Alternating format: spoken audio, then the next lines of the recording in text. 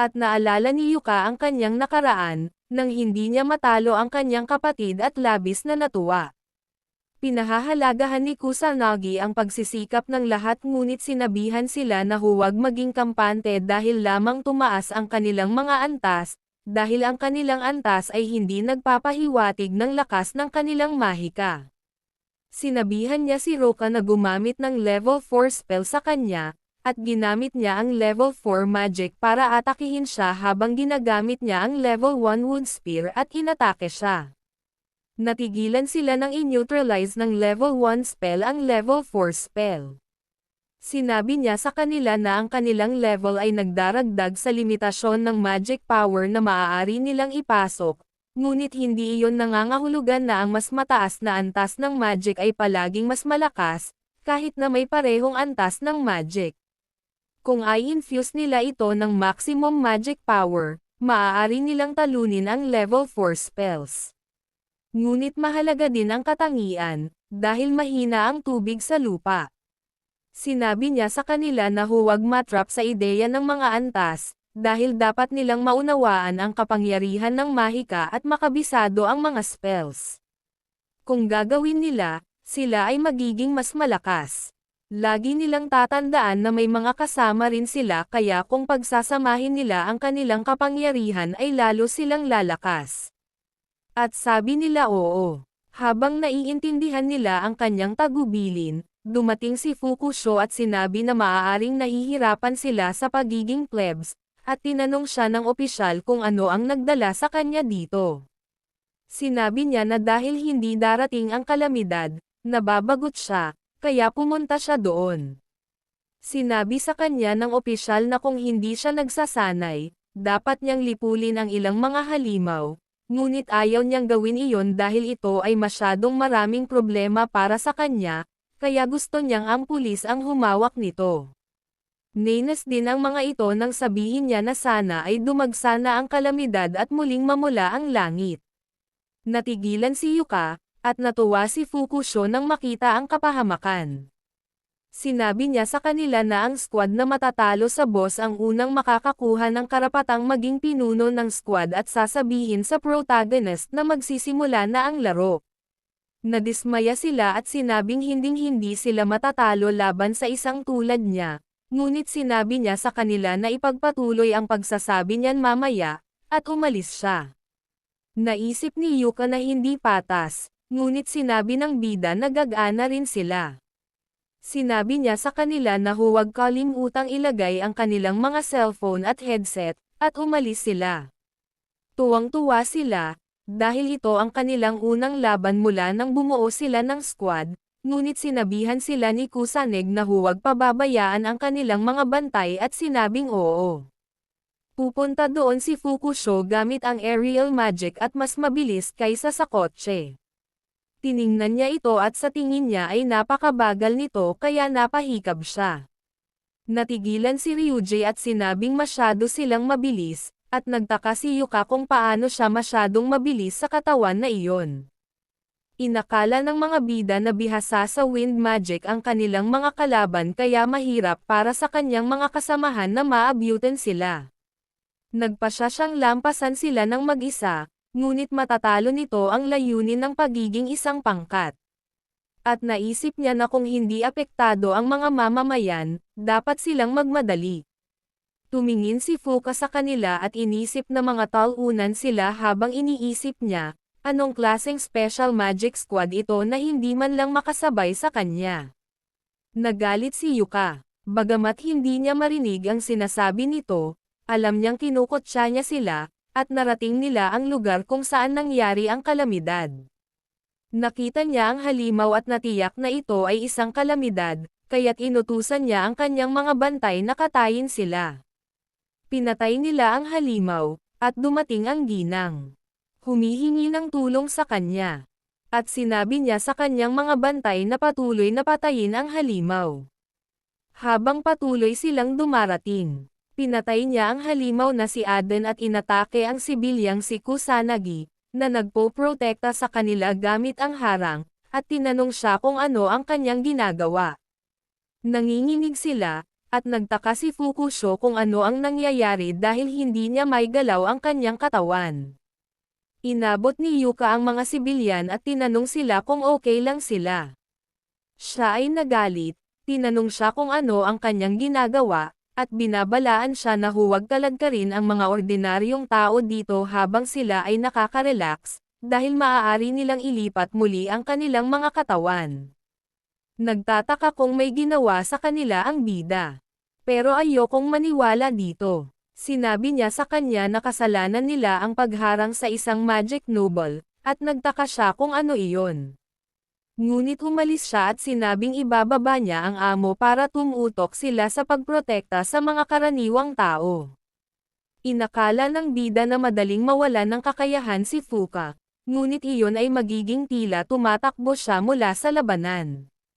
Ngunit naisip niya na maaaring ito na ang perpektong pagkakataon.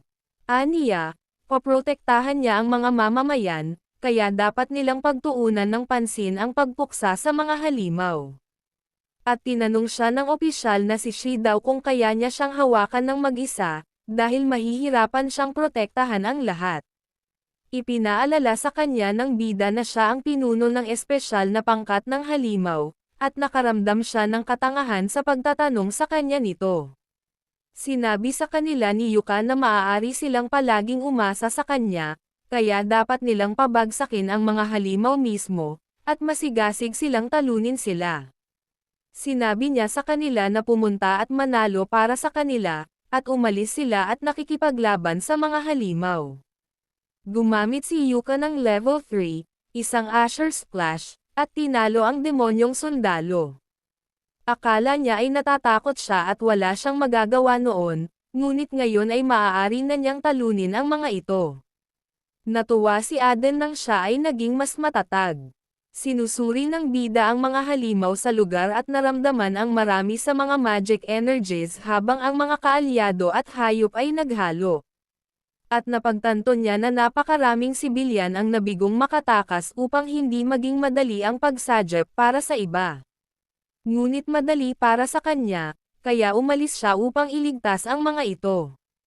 Samantala, si Fukusho at ang kanyang mga bantay ay nakikipaglaban sa mga hayop, at ang anti-halimaw na unit ay nakikipaglaban din sa kanila. Sinabihan sila ni Ruka na huwag pababayaan ang kanilang pagbabantay, at sinabi ni Ruji na dapat silang pumasok sa Porma Sayon. Naisip din ni Yuka na sabay nilang ibaba ang mga ito. Pagkatapos ay naramdaman niya ang kakaibang magic energy. Tumingin siya sa paligid at may nakita siyang halimaw na papalapit sa kanya. At napagtanto niya na ang amo, si Shu, ay sumugod sa kanya, sinabi na ang kanyang papuri ay magpapakita sa kanila ng ganap na ika-4 na antas ng magic.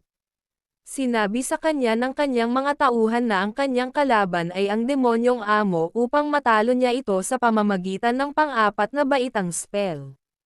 Pero tiwala siyang hindi niya kaya. Dahil halos walang tao ang nakipaglaban sa mga demonyo, paano nila malalaman? Magic Noble daw siya, kaya natural lang na manalo siya.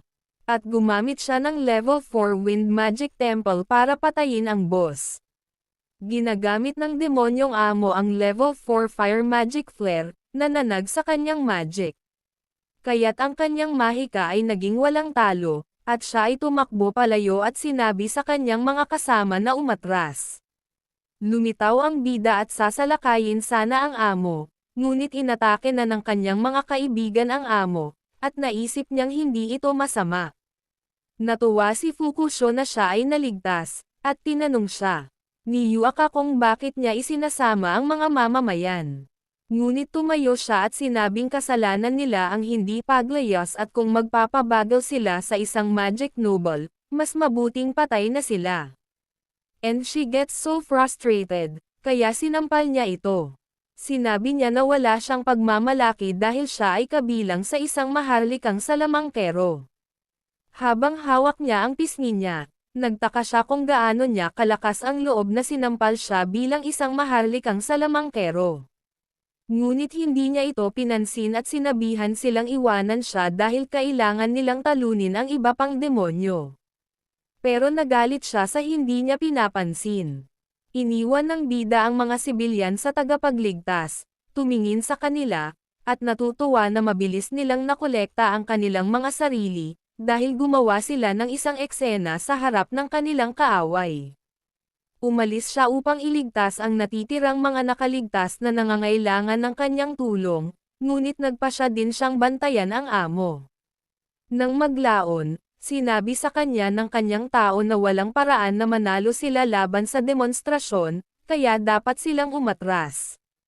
Nagalit siya, ngunit naisip niya na sumang-ayon siya na ang mga demonyo ay masyadong malakas kahit para sa isang tulad niya. Maaaring mahirap ibagsak silang lahat. Nakakuha siya ng ideya at sinabi sa kanyang mga tauhan na dapat nilang hayaan ang anti-monster unit na masira ang mga demonyo, at pagkatapos ay susugod sila para tapusin sila.